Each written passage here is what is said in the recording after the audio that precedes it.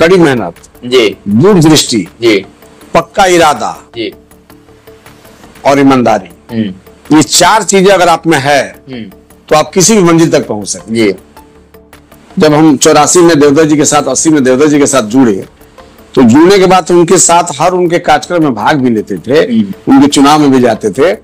क्या कहानी था सर कि आपका एक भाई नाम सामने आना है मोहन जी का जो है नॉमिनेशन रद्द हो गया?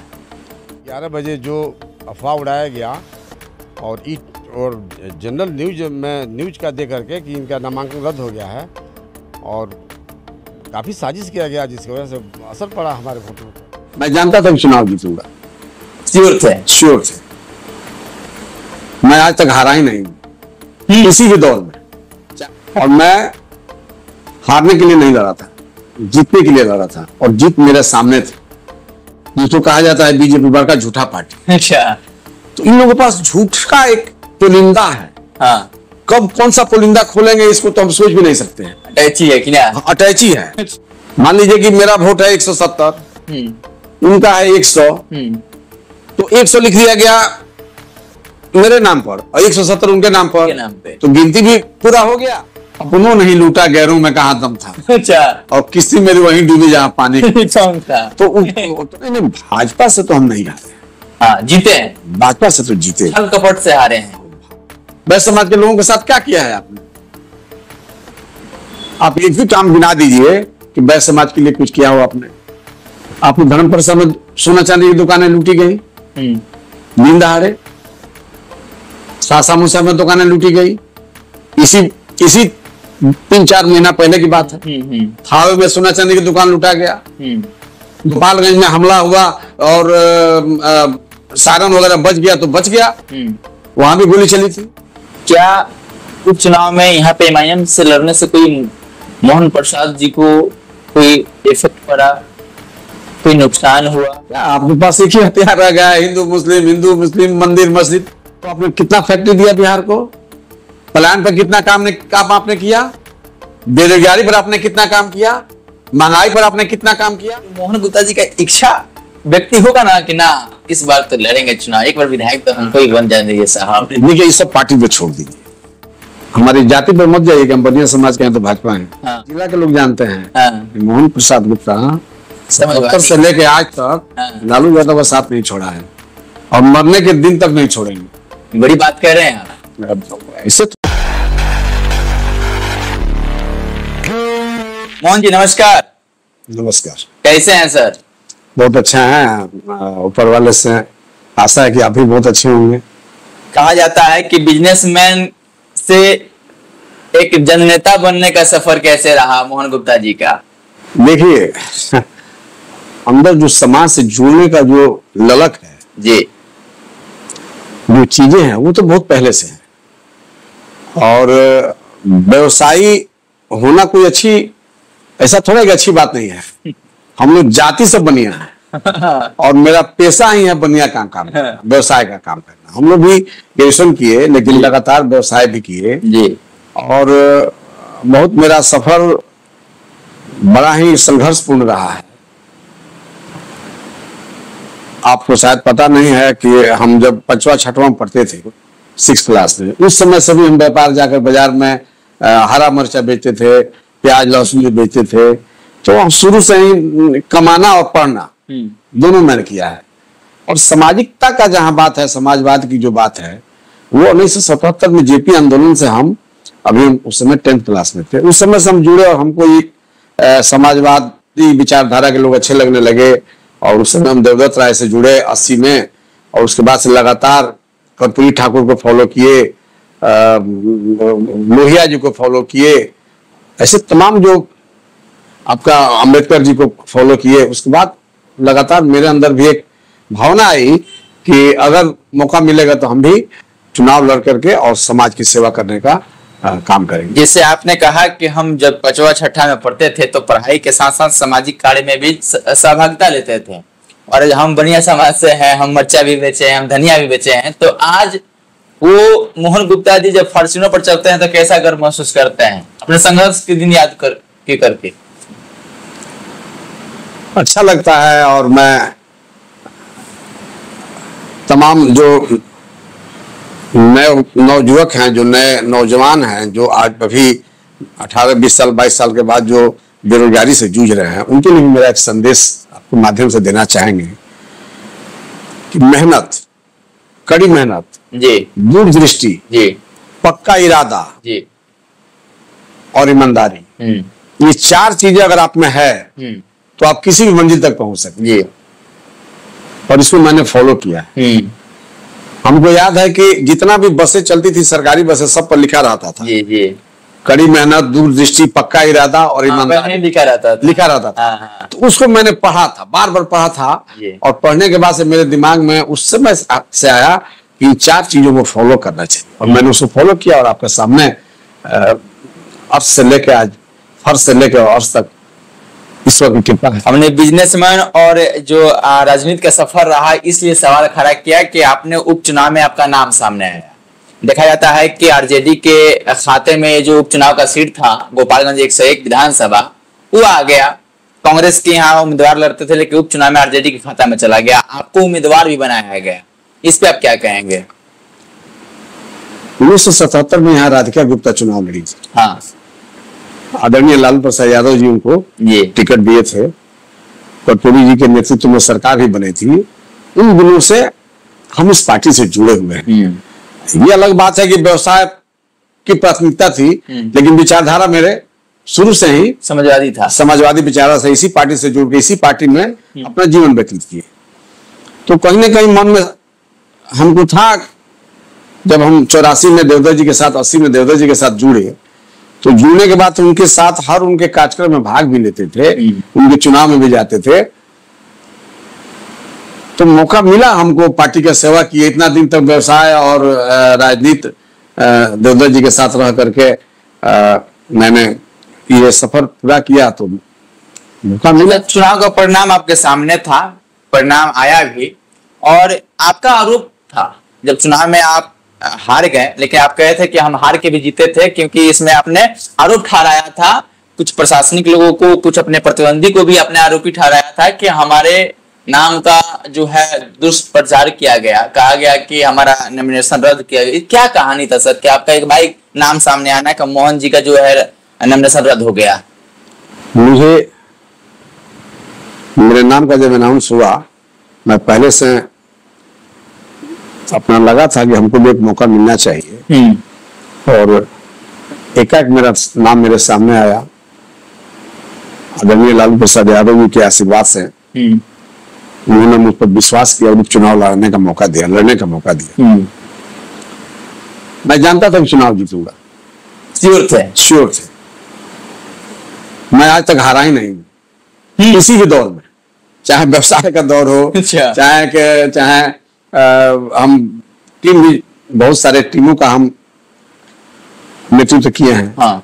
हारना मैंने नहीं सीखा, और मैं हारने के लिए नहीं लड़ा था, जीतने के लिए लड़ा था, और जीत मेरे सामने थी। लेकिन एक कहा जाता है ना कि सिंपैथी फैक्टर का एक लहर था, और उस सिंपैथी फैक्टर के लहर से लड़ना साधारण बात नहीं है। अब देखे होंगे कि जो भी सिंपैथी फैक्टर के खिलाफ लड़ा है, बहुत सारे वोटों से 20,000 25,000, बिल्कुल देखा गया है। हाँ, लेकिन मेरे दिल और दिमाग में था कि हमको जीतना है, और मैं जीत के नजदीक भी था। लेकिन बड़का पार्टी जिसको कहा जाता है बीजेपी, बड़का झूठा पार्टी। अच्छा, तो इन लोगों के पास झूठ का एक पुलिंदा है। कब कौन सा पुलिंदा खोलेंगे इसको तो हम सोच भी नहीं सकते हैं। अटैची है कि ना? अटैची है। अच्छा। अब उसमें तमाम तरह के झूठे आरोप लगाना, इनको क्या है, तो ऐसे हैं तो वैसे हैं। उसके बाद जब सबसे भी कुछ नहीं हुआ, उसके बाद भी मैं चुनाव जीत रहा था, तो चुनाव के दिन 10 बजे ये अफवाह फैलाया गया, एक टीवी का न्यूज बना के जाली फेसबुक माध्यम से प्रचार किया गया कि मोहन प्रसाद गुप्ता का नामांकन रद्द हो गया, हाई कोर्ट ने रद्द किया। अच्छा, आप बताएं कि नॉमिनेशन रद्द करने का पावर किसको है? आरओ को होता है। हाँ, चुनाव आयोग का जो आरओ है, उसको रिटर्निंग अफसर उनको होता है। और ये हाई कोर्ट ने रद्द किया आपका चुनाव के दिन 10 बजे दिन में अफवाह फैला दिया गया। अफवाह फैलाया गया। उसके बाद से हमारे जो आरओ थे, उन्होंने भी आकर के अपना फेसबुक के माध्यम से, अपने जैसे जिस माध्यम से लोगों को बयान भी दिया कि नहीं ये झूठ अफवाह है, आप लोग अपना मतदान करें, तब तक हमारा 5,000 से ऊपर वोट मेरा नुकसान हो चुका था। 10 बजे शुरू हुआ अफवाह और 11-12 बजे तक ये अफवाह जोर शोर से लोगों ने प्रचार करने का काम किया। तो बहुत सारे जो है इन लोगों का मेरे खिलाफ साजिश करके और हराने का काम किया गया। और आपका आरोप देखा गया, आपने विभिन्न चैनल से बात किया, उस दिन इंटरव्यू दिया, आपने एक आरोप लगाया कि प्रशासन की भी लापरवाही है, क्योंकि जब बूथ जिस दिन वोट गिराए गए थे, पूरा जो पोल हुआ था लगभग 1,70,000 के करीब हुआ था, और जिस दिन काउंटिंग था तो आपका आरोप था कि उस दिन दिखाया गया कि 1,68,000 ही मतदान जो है। नहीं, इसका ये बयान जो है महाराष्ट्र पर दिए थे, महाराष्ट्र के चुनाव पर महाराष्ट्र के चुनाव पर दिए थे, ये यहाँ का नहीं था। लेकिन यहाँ था कि गिनती के टाइम में, गिनती के बाद मैंने वहां लिख के दिया था कि री काउंटिंग कराया जाए। चूंकि उसमें क्या था कि जो हमारे जो कार्यकर्ता थे वो 15 फीट की दूरी पर बैठे हुए थे। अच्छा। और उसके बाद से लास्ट का जो वो करेक्शन का जो कंप्यूटर था, वो सबसे लास्ट में था। तो 1, 2, 3 चौथा जगह, तो 4 का मतलब 8 फीट ये हो गया, और 6 फीट 14 फीट, तो 14-15 फीट से दिखाई नहीं पड़ता था कि लिखा कितना जा रहा है। अच्छा। मान लीजिए कि मेरा वोट है 170, उनका है 100, तो 100 लिख दिया गया मेरे नाम पर और 170 उनके नाम पर, तो गिनती भी पूरा हो गया। और मेरा वोट भी 100 को चला गया। ऐसे उसमें इस तरह के कार्य हुए थे, तो मैंने इसके खिलाफ मैंने लिख के भी दिया था कि रिकाउंटिंग किया जाए, लेकिन रिकाउंटिंग नहीं हुआ। और खैर जो अपने भरोसा जताया था जब अनाउंसमेंट हुआ कि मोहन प्रसाद 1789 वोट से चुनाव हार गए, उस वक्त क्या पल था सर? देखिए, लड़ने वाला तो एक जीता है, एक हारता है। और मैंने उसको बहुत ही मुस्तैदी से चुनाव भी लड़ा, और मैंने फेस किया लोगों को। ये नहीं हारने के बाद मैं घबरा गया कि ये हो गया, वो कुछ नहीं। मैं जानता हूँ मैं चुनाव जीता हूँ, विश्वास था, लेकिन हरा दिया सिस्टम ने। सिस्टम का नहीं, अपनों नहीं लूटा, गैरों में कहाँ दम था। अच्छा। और किसी मेरी वहीं डूबी जहाँ पानी था। तो हमारे वोट में जो थोड़ा बहुत जो विभाजन हुआ, इसका भी असर हुआ। सिंपैथी का असर था, बहुत सारे असर थे। और अब तक देखा गया है कि सिंपैथी के खिलाफ आज तो कोई देश में जीता भी नहीं है चुनाव। अगर मैं 1500 वोट से आ रहा तो ये कोई बड़ी बात नहीं है। अब की बात पार्टी हमको अगर हम पर भरोसा जताएगी और हमको चुनाव मैदान में उतारेगी, 30,000 मतों से चुनाव जीतेंगे। वो भी 3-3 बार के विधायक रहे, मंत्री रहे, और 1700 मात्र वोट से आपने चुनाव हारा। तो आपने चुनाव उस हार को हार स्वीकार नहीं किया। नहीं, भाजपा से तो हम नहीं हारे। जीते हैं, भाजपा से तो जीते, छल कपट से हारे हैं। भाजपा से जीते हुए हैं, और आने वाला चुनाव बीजेपी भी सहमी हुई है ना। क्योंकि आप जिस वोट पर चुनाव जीतते आए हैं, उसके साथ आपने तो अन्याय किया है। न्याय तो किया नहीं है। वैश्य समाज के लोगों के साथ क्या किया है आपने? आप एक भी काम गिना दीजिए कि वैश्य समाज के लिए कुछ किया हो आपने। क्यों वैश्य समाज आप पर विश्वास करेगा? क्यों वोट देगा? अपराध की स्थिति देख लीजिए क्या है। आपको धर्म प्रसाद में सोना चांदी की दुकानें लूटी गई, दिन दहाड़े। सासा मूसा में दुकानें लूटी गई, इसी 3-4 महीना पहले की बात है। थावे में सोना चांदी की दुकान लूटा गया।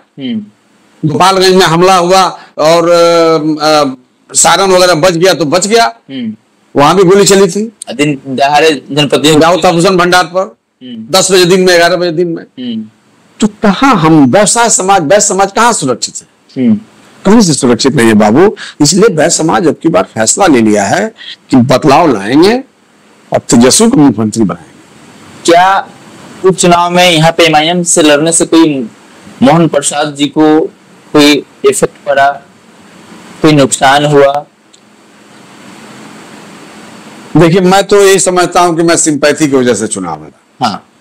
अब बाकी ना, जो 12,000 वोट उधर कन्वर्ट हो गए थे, अगर वो नहीं खड़ा होते तो शायद वो मोहन गुप्ता को मिल सकता था। वो तो वैसे वो तो मेरा ही था। लेकिन कहीं ना कहीं जो है वोट कटा होता है ना। कोई अकेले चुनाव कभी भी ऐसा नहीं हुआ है कि कोई चुनाव मेरे खिलाफ मेरे ही पार्टी के विचारधारा के लोग नहीं लड़े। लड़ते हैं लोग, उसका परवाह नहीं किया जाता है। आप अपना काम करिए, लोगों के बीच ईमानदारी से जाइए, लोगों की सेवा की भावना से आप मैदान में आइए, सब आप जीत जाएंगे। अमित शाह आ रहे हैं बिहार में, कह रहे हैं कि हम बनिया हैं, बनिया का बेटा है, और बनिया समाज को समझाने में लगे हैं, और आप हैं आरजेडी के हंड्रेड हो रहे हैं। अच्छा आप बताइए, अमित शाह जी यहाँ आए हैं सीता मैया का सीतामढ़ी, क्या उससे बेरोजगारी दूर होगी? क्या उससे पलायन खत्म होगा? क्या आपके पास एक ही हथियार रह गया है, हिंदू मुस्लिम, मंदिर मस्जिद, सारा फैक्ट्री तो लग रहा है गुजरात में। आप देख लीजिए, विगत वर्षों में कई फैक्ट्रियां गुजरात में लगी है। कई फैक्ट्री आपने दिया बिहार को? वैश्य समाज का वोट चाहिए तो आपने कितना फैक्ट्री दिया बिहार को? पलायन पर कितना काम आपने किया? बेरोजगारी पर आपने कितना काम किया? महंगाई पर आपने कितना काम किया? बिहार को जो दर्जा देना चाहिए था, स्पेशल दर्जा, आपने दिया, आपने वादा किया था। तो ये लोग के बारे में लोग जान चुके हैं, समझ चुके हैं कि कब तक आप हिंदू मुस्लिम के नाम पर आप काट खेलिएगा। ये सब चलने वाला नहीं है। बिहार के लोग समझ चुके हैं और बहुत तूफान है। जैसे जैसे चुनाव नजदीक आ रहा है वैसे वैसे तूफान बढ़ रहा है। इस तूफान में पता नहीं चलेगा। डबल इंजन की सरकार। आगामी विधानसभा का चुनाव सर पे है, और जो आपका 101 विधानसभा गोपालगंज है, आरजेडी से कई प्रत्याशी देख रहे हैं कि अलग अलग प्लेटफॉर्म में अलग अलग बयान दे रहे हैं कि अब हम आ रहे हैं। अच्छी बात है ना। और ये कांग्रेस की सीट पहले रही है, आरजेडी भी यहाँ से चुनाव जीती है, यहाँ से साधु यादव भी आरजेडी से यहाँ चुनाव जीते हैं, और आपको भी मौका मिला उपचुनाव में। क्या इस बार मोहन गुप्ता चुनाव लड़ेंगे सदर विधानसभा 101 से? देखिए, ये पार्टी का फैसला होगा कि यहाँ चुनाव कौन लड़ेगा, और हम पार्टी के सिपाही हैं। पार्टी का जो आदेश होगा, चौपाल लगा रहे हैं ना कि बिहार में बदलाव की जरूरत है। बिहार में जो वोट की लूट हुई है उस पर सचेत रहना है। हम लोग माई बहन योजना को लेकर जा रहे हैं। 200 यूनिट फ्री बिजली देंगे, हम इसको लेकर जा रहे हैं। इसको तो मेरा तो फर्ज बनता है ना कि अपने पार्टी के उन तमाम कार्यों को बताना कि हम क्या करने वाले हैं और क्या किए हैं। 5 लाख नौकरी दी है, उसके बारे में कह रहे हैं। ये तो बता रहे हैं, लेकिन तो ये तो बताना है ना, यही ना काम है। लेकिन मोहन गुप्ता जी का इच्छा व्यक्ति होगा ना कि ना इस बार तो लड़ेंगे चुनाव, एक बार विधायक तो हमको ही बन जाएंगे साहब। देखिए, ये सब पार्टी पे छोड़ दीजिए, पार्टी पे छूट भी दे रहे। अच्छा, पार्टी की एक साइड हटा दीजिए। हाँ। अपना दिल की बात बता दीजिए। पार्टी टिकट देगी तो चुनाव लड़ेंगे। पार्टी टिकट देगी तो चुनाव लड़ेंगे। हाँ। नहीं तो फिर जो आदेश होगा पार्टी का उसके साथ रहेंगे। बीजेपी के वोट नहीं दे दीजिएगा। क्या बात करते हैं? कहते हैं बीजेपी वाले उपचुनाव में। हम तो आपको पहले ही बताए हैं कि 77 से 1977 से हम समाजवादी विचारधारा के लोग हैं। जी। हमारी जाति पर मत जाइए कि हम बनिया समाज के हैं तो भाजपा हैं। हाँ। लोग आरोप लगाते हैं, पूरा जिला के लोग जानते हैं। हाँ। मोहन प्रसाद गुप्ता 77 से लेके आज तक लालू यादव का साथ नहीं छोड़ा है, और मरने के दिन तक नहीं छोड़ेंगे। बड़ी बात कह रहे हैं आप। इससे थोड़े बोल रहे हैं, हमारे जो मन में है, जो दिल में है, जो दिमाग में है, उसको कह रहे हैं। आजकल लोगों को टिकट नहीं मिलता है छोटी छोटी बातों के लिए, तो कहते हैं कि चलिए हम एलजेपी में चले जाएं, बीजेपी में चले जाएं, चलिए हम क्या नाम है आपको जेडीयू में चले जाएं। आप करेंगे आप बताएं कि हम तो इस पार्टी से 77 से जुड़े हुए हैं। आपने कभी सुना है कि मैं चुनाव लड़ने का ऐलान किया हूँ, या कभी मैंने कहा है कि मैं प्रत्याशी हूँ, मुझे टिकट चाहिए? पार्टी सब देख रही है ना, किसको लड़ाना है, किसको क्या करना है, ये पार्टी तो सब देख रही है। ऐसा थोड़ा है कि हमारी पार्टी की नजर नहीं है, तमाम लोगों पर नजर है। और जो योग्य उम्मीदवार होगा वो चुनाव लड़ेगा। जो योग्य उम्मीदवार होगा चुनाव लड़ेगा, उसमें बहुत दिमाग नहीं लगाना है। पार्टी के लिए ईमानदारी से काम करना है, और पार्टी के जो कार्य किए गए हैं 17 महीने में उसको लेके जाना जरूरी है। और ये बतलाना जरूरी है कि बिहार की सरकार जो है, अभी जो डबल इंजन की सरकार है, वो मरी हुई सरकार है, बीमार सरकार है। इससे निजात पाना जरूरी है और इस निजात पाने का बस एक ही उपाय है, 2025 के चुनाव में राष्ट्रीय जनता दल के ललटेन छाप पर वोट दीजिए, गठबंधन का जो उम्मीदवार आएंगे उनको वोट दीजिए और तेजस्वी जी को मुख्यमंत्री बनाइए। जो मजबूती से आपने उपचुनाव लड़ा, आरजेडी भी नहीं चाहेगी कि इतना बड़ियार उम्मीदवार को, इतना सशक्त उम्मीदवार को, जो आपके समर्थक कमेंट में कह रहे थे कि भले मोहन जी हमारे गुप्ता जी हारे तो हारे, लेकिन विपक्षियों को पानी पानी कर दिए, पानी पिला दिए। अच्छा लगता है ये सुन के कि हम मजबूती से लड़े और हमारी पार्टी ने पार्टी ने मजबूती से मेरे साथ खड़ी रही। पार्टी का जो कैडर लोग हैं उनका बहुत मेहनत है, उनका आशीर्वाद है और यहाँ के आम जनता का आशीर्वाद है, जिन लोगों ने मुझे पसंद किया। मैं पहली बार चुनाव लड़ा, जीवन का पहला चुनाव था मेरा, और इस चुनाव में लोगों ने इतना मुझे प्रेम में स्नेह दिया, इससे मेरे लिए, अब इससे बढ़ के मेरे लिए कुछ नहीं हो सकता। मोहन गुप्ता जी के नजर में सदर विधानसभा में वो कौन सी चीजें हैं जो अब तक उसके लिए यहाँ के आम नागरिक, यहाँ के ग्रामीण आज भी वो इंतजार करेंगे कोई तो प्रत्याशी आएगा, कोई तो विधायक बनेगा कि समस्या को दूर करेगा? बहुत सारे काम है। गोपालगंज बहुत ही पिछड़ा इलाका है और दियारा इलाके का बाढ़ग्रस्त से हमेशा घिरा हुआ है। हमेशा बाढ़ की वजह से यहाँ हमेशा हम लोगों का जो इलाका, दियारा का इलाका है, काफी हमेशा डूबते रहा है। तो एक तो सबसे जरूरी है कि ऐसा व्यवस्था करना कि बाढ़ नहीं आए। दूसरी बात कि यहाँ के बच्चे जो पढ़ने के लिए अभी गोरखपुर जा रहे हैं, हाँ। आप यूनिवर्सिटी, छपरा के यूनिवर्सिटी का देख रहे हैं कि 2 साल 3 साल बैक चल रहा है। हाँ।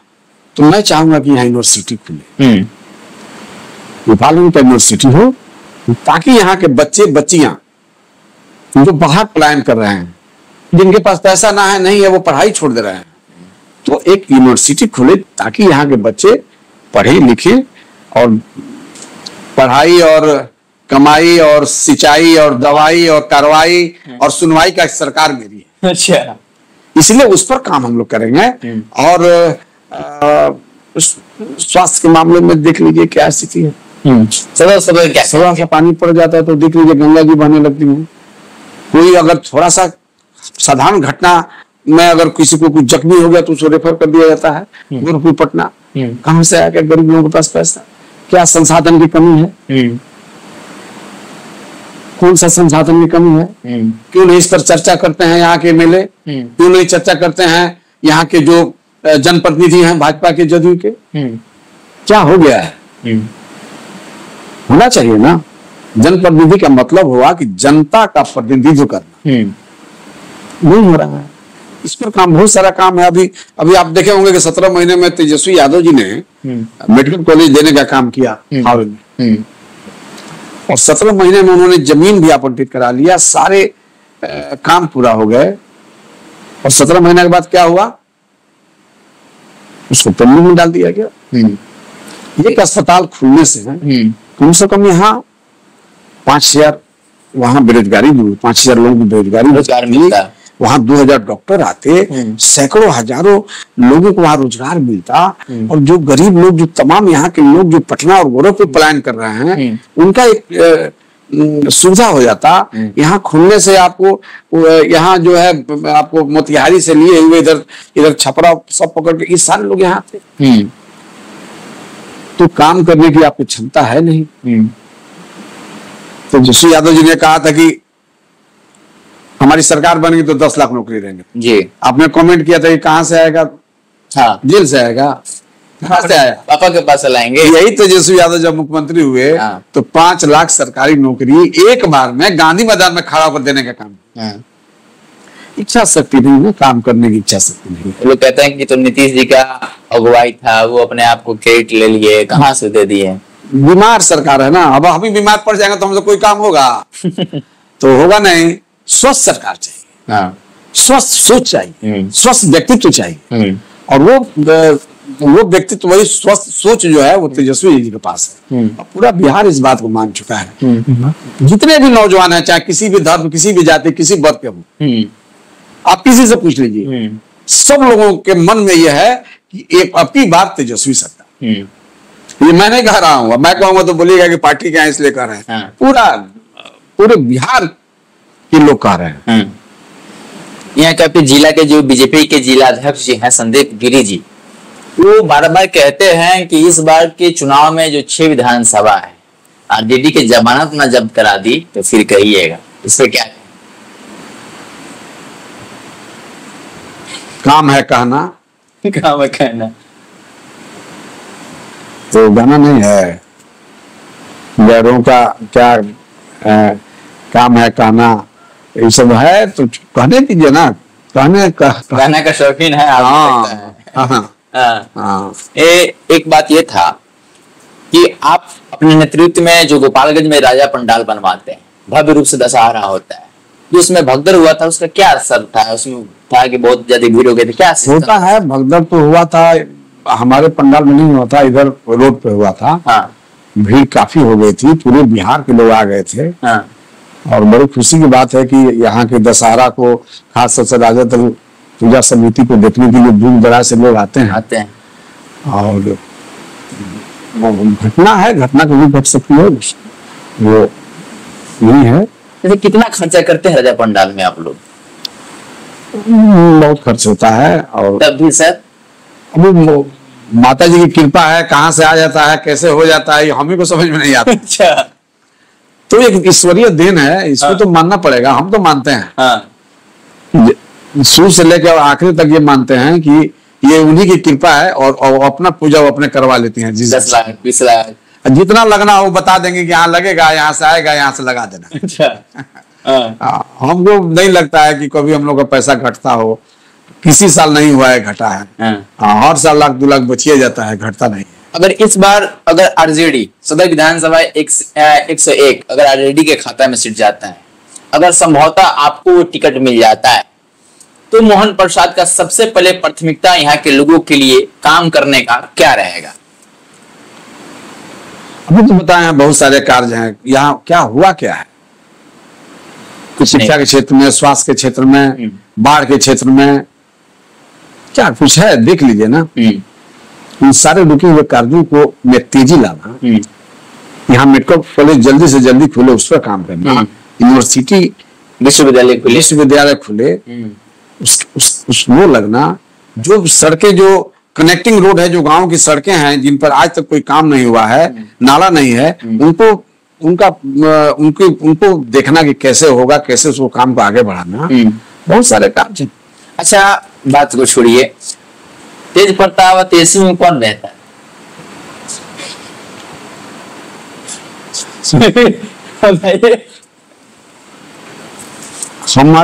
हमारा जो फंडा है, मेरे पार्टी के जो भी लीडर हैं, हाँ। मेरे दल में जो भी हैं, हाँ। आज के तारीख में वो सब अच्छे हैं। सब अच्छे हैं।